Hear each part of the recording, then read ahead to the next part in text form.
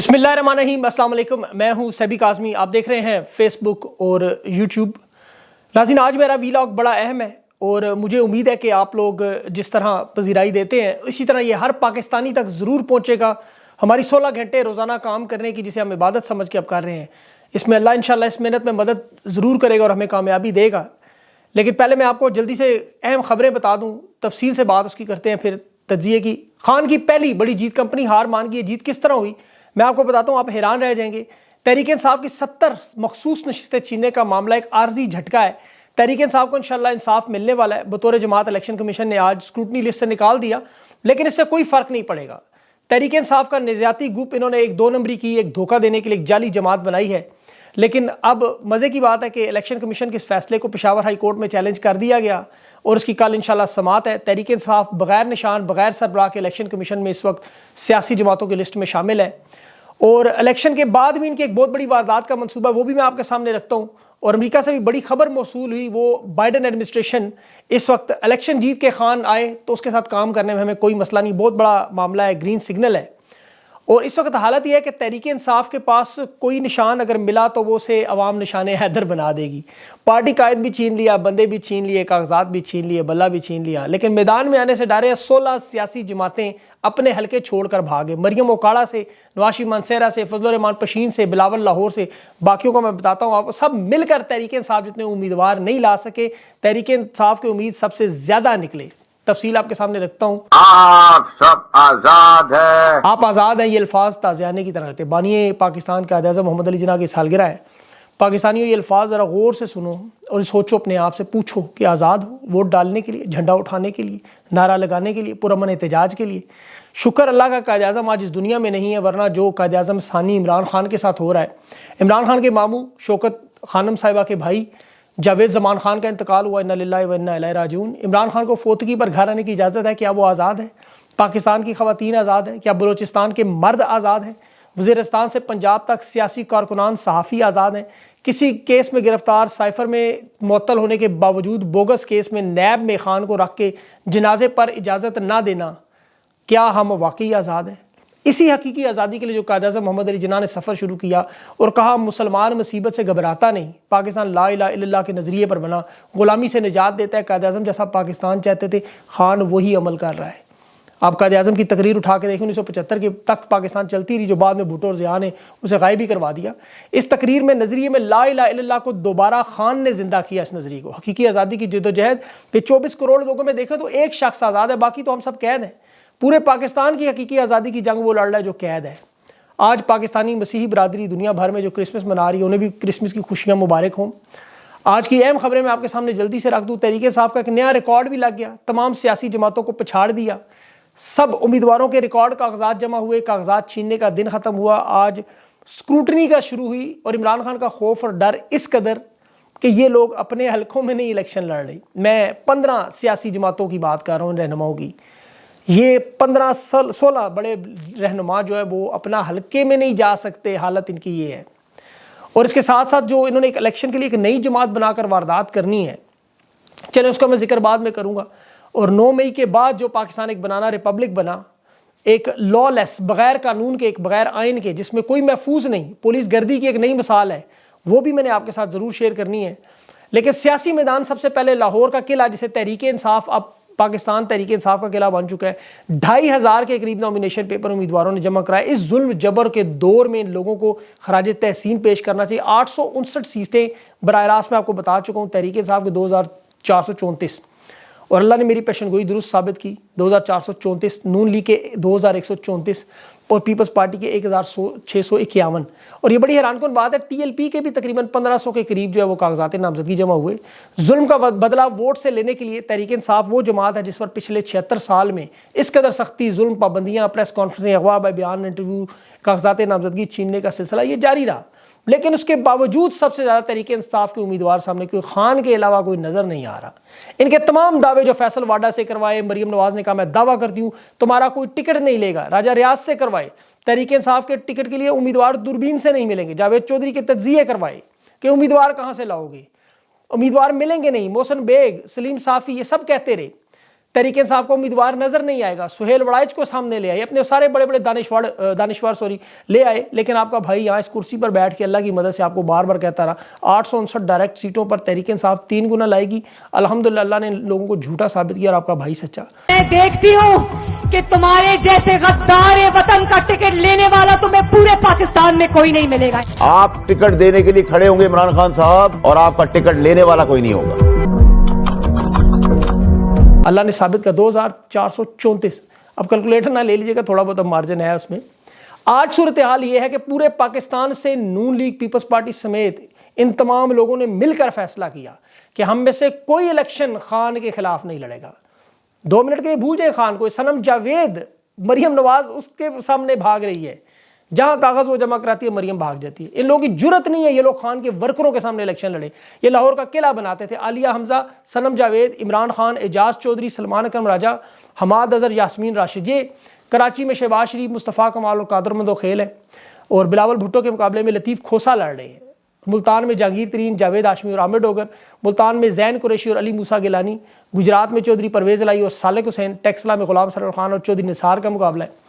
नवाज शरीफ, आजम स्वाति के और फजलुर रहमान, अली अमीन गंडापुर और फैसल करीम कुंडी का मुकाबला है। शेख रशीद के मुकाबले में अच्छा बड़ी दिलचस्प सूरत हाल है। नून लीग का सेनेटर चौधरी तनवीर, उसका बेटा दानियाल चौधरी, इनकी मुलाकात की बात हुई। शेख रशीद की हमायत करेंगे एक हल्के में, दूसरे में शेख इनकी करेगा। नवाज शरीफ को पता चला बैरिस्टर दानियाल का टिकट मंसूख की बातें आने लगी। अब देखिए, इमरान खान ने वाज़ेह कहा कि शेख रशीद के मुकाबले में पिंडी में दोनों हल्कों में उम्मीदवार पीटीआई खड़ा करेगी। अगर शेख रशीद नस्ली और असली का दावा करते हैं तो पीटीआई के हक में बैठ जाए। फैसलाबाद में सुन्नी तहात कौंसिल के चेयरमैन हामिद रजा ने तमाम उम्मीदवारों को फाइनल करने की लिस्ट, खान ने उन्हें कहा करो। वो लिस्ट पूरी फहरिस्त बना के इमरान खान को भेजेंगे। 29 को ये फाइनल होगी। 8 नशिस्तें लाहौर की आले शरीफ के पंजों से हमेशा के लिए आज़ाद। हसान न्याजी का मुकाबला याद सादिक से है, साद रफ़ी के मुकाबले में लतीफ़ खोसा है, रोहेल असगर के मुकाबले में सलमान अकरम राजा है, शहबाज शरीफ के मुकाबले में यास्मीन राशिद है। और इन लोगों को देखिए, इस वक्त पाकिस्तानी इमाम इसे जहाद समझकर वोट के ज़रिए अपने वोट पुरअमन अंदाज से इसको जुल्म का बदला लेगी।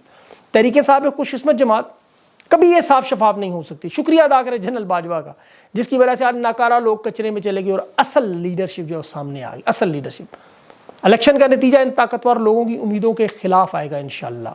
मैं यहाँ को बड़ी अहम बात बताऊँ कि अमेरिका से मुतल्लिक देखें, जो लोग अमेरिका में बाइडन की एडमिनिस्ट्रेशन से बड़े गहरे ताल्लुक रखते हैं, मैं आपको बड़ी यकीन से कह रहा हूँ, उनका ये कहना है कि अमेरिका खान की जीत से कोई मसला नहीं। अमेरिका के साथ ताल्लुकात ख़राब तो बाजवा ने करवाए थे। साइफर के मामले पर आपको पता है वो अमेरिका के साथ बराह रास्त तो कोई मामला ऐसा तनाज़ा नहीं था। अगर तुर्की के साथ अमेरिका के ताल्लुकात कायम हो सकते हैं, तैयब एर्दोगान के साथ जो खुलकर अमेरिका की मुखालफत करता है, तो खान के साथ भी हो सकते हैं। ये अल्फाज थे उनके। और अमेरिका की तारीख है, ये हमेशा मुज़ाकरात करते हैं, बैठ के बात करते हैं, चाहे वो अफगानिस्तान हो बेशक। अब बड़ी मिसाल नवाज शरीफ साहब 8 फरवरी से पहले भी फरार हो सकते हैं और इलेक्शन के तीसरे दिन भी फरार हो सकते हैं। ये याद रखिएगा बातें।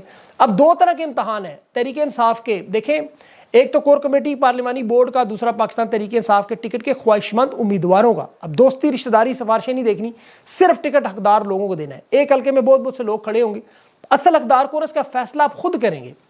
एक दूसरे से लड़ने की बजाय आप एक दूसरे के हक में बैठे। अगर आप वाकई पाकिस्तान के साथ मुखलिस हैं, खान का जो फैसला हो सर तस्लीम खाम करें, क्योंकि अगर आप पाकिस्तान से मोहब्बत करते हैं, ये सिर्फ इलेक्शन जीतने का मामला नहीं, ये आपके ईमान का इम्तहान है। जो लोग कमज़ोर हैं, जिन्हें अपनी जान, अपनी फैमिली, अपने रिश्तेदार, जिन्हें जेल की सख्तियाँ बर्दाश्त नहीं होती, वो तहरीक इंसाफ का टिकट मत लें। जो लोग तहरीक इंसाफ की टिकट लेकर हॉर्स ट्रेडिंग करके पैसे कमा के बिकेंगे, वो समझे कि अवाम उनके ऊपर पैसा लगा के उन्हें जितवाए और वो जाके असेंबली में जरदारी से पैसे ले ले, वो अभी से पीछे हट जाएं। अगर आपके हल्के में 30-40 हज़ार लोग आपको खान के नाम के अलावा नहीं जानते, तो आप टिकट लेने की कोशिश ही ना करें। देखा कश्मीर में एक रिक्शे वाले ने टिकट लिया था, 3 करोड़ से मिला, उसने वो फ़ौरन वहाँ टिकट अपना बेच दिया बाद में। तो माली एतबार से अगर आप गरीब हैं, 1 करोड़ पे आपके लिए सब कुछ है, तो खुदा के लिए आप टिकट ना लें। अब जितने मर्जी मकबूल हो, कागजात जमा करवाने वाला तहरीक इंसाफ का अपने आप को उम्मीदवार ना समझे। ये बाजी खून की बाजी है, माल की बाजी है, जान की बाजी है, इज्जत की बाजी। ये सिर्फ वो लड़े जो लड़ सकता है, ये हर एक के बस का काम नहीं है। इसलिए बराए मेहरबानी अपने आप को इम्तहान में न डालें, कौम को इम्तहान में न डालें और अवाम को भी इम्तहान में न डालें। अवाम ने 80% वोट लाजमी देना है। अगर आप 20% घर पर बैठ गए, तो इसका मतलब आपने 20% इमरान खान के मुखालफीन, पाकिस्तान के दुश्मनों का साथ दिया।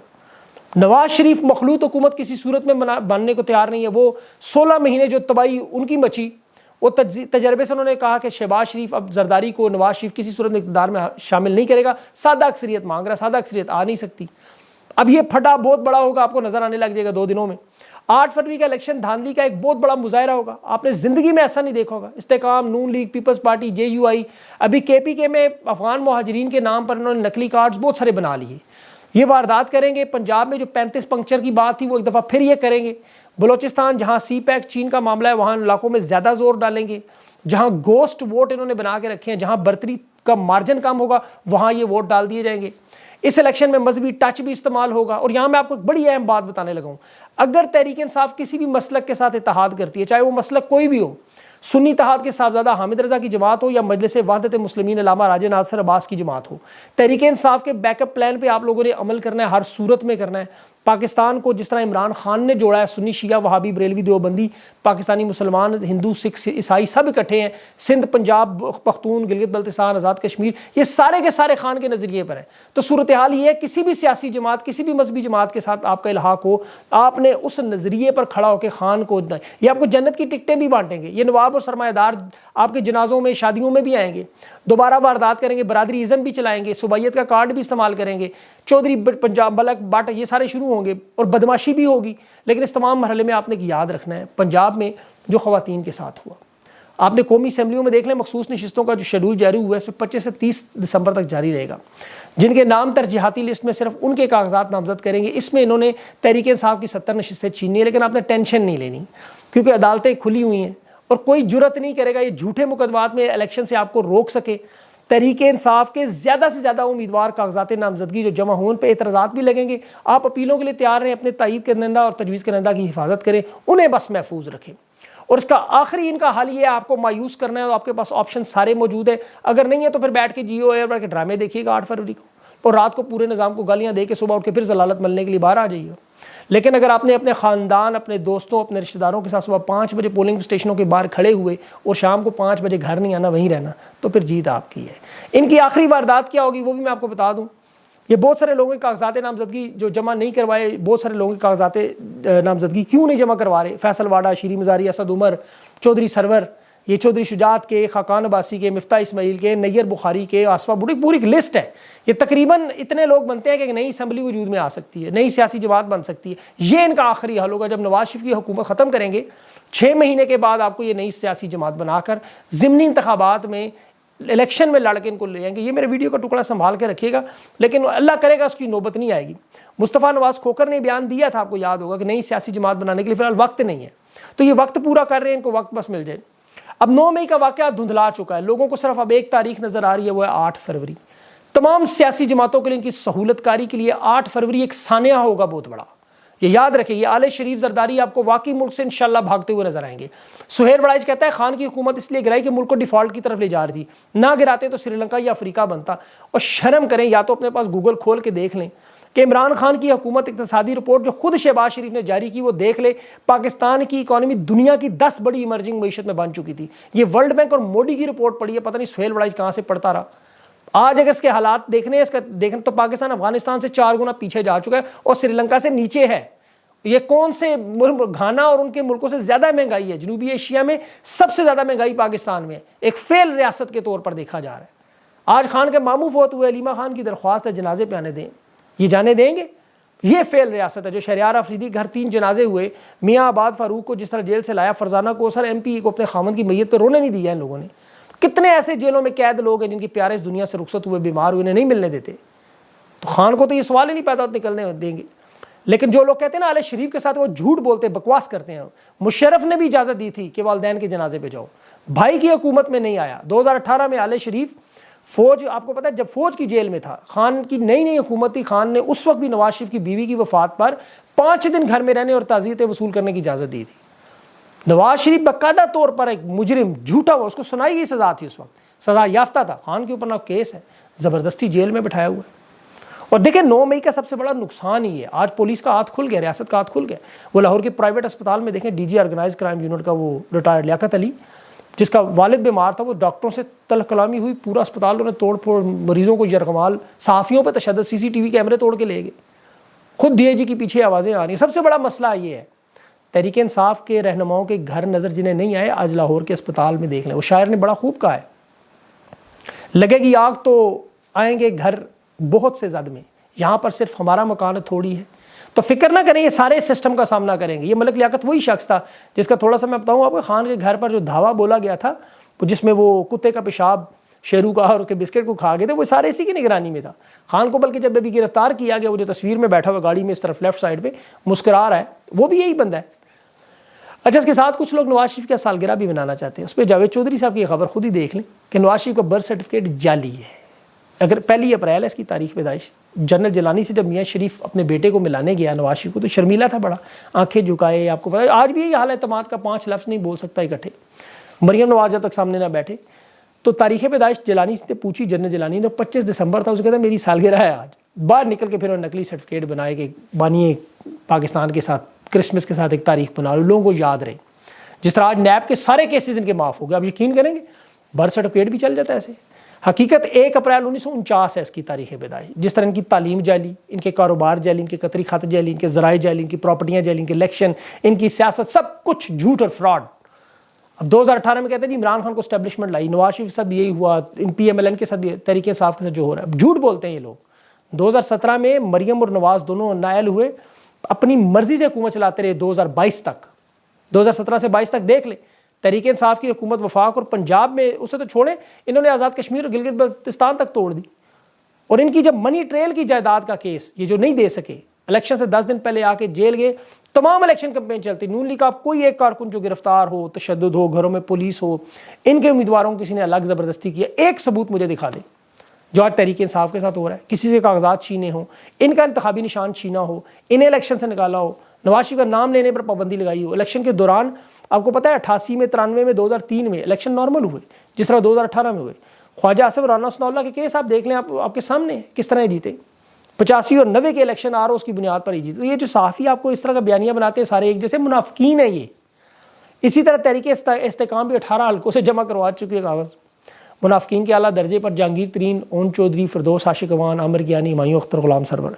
हालात इनके भी आपको पता है, ज़मानतें इनकी भी ज़ब्त है सबकी। ये तहरीक इंसाफ के साथ नहीं जीत सका, तहरीक जब जहांगीर तरीन था तो अकेला बेचारा, तो इनके बहुत ही बुरे हालात हैं इनके। तो लेकिन ये फड्डा डाल रहे हैं, और नवाज शरीफ ने फड्डा ये डाला कि 9 मई में जो लोग शामिल हैं उनके साथ हम सीट एडजस्टमेंट नहीं कर सकते। वो तो सारी पार्टी ही 9 मई के बाद बनी है, तो ये किधर जाएंगे। तो ये बहुत बड़ा मामला है। एस्टेब्लिशमेंट पूरी कोशिश करे इन्हें भी किसी तरह घुसाएं उनके अंदर, लेकिन ये आपस में अभी लड़ेंगे, आपको नजर आएंगे, कुछ दिनों की बात है। इंशाल्लाह कल बड़ा फैसला होगा, मुझे उम्मीद है अल्लाह पे इंशाल्लाह के पेशावर हाई कोर्ट स्टे देके तहरीक इंसाफ का सारा मामला ठीक करेगी, सारे मामला इंशाल्लाह आपको ठीक है। दुआ किया करें अल्लाह ताला पाकिस्तान पे रहम करे, जिस तरह अल्लाह ने हमेशा रहम किया है, उसके रहम करम से ही सारे मामला हल होंगे। अपना ख्याल रखें, मुझे इजाज़त दें, अल्लाह हाफ़िज़।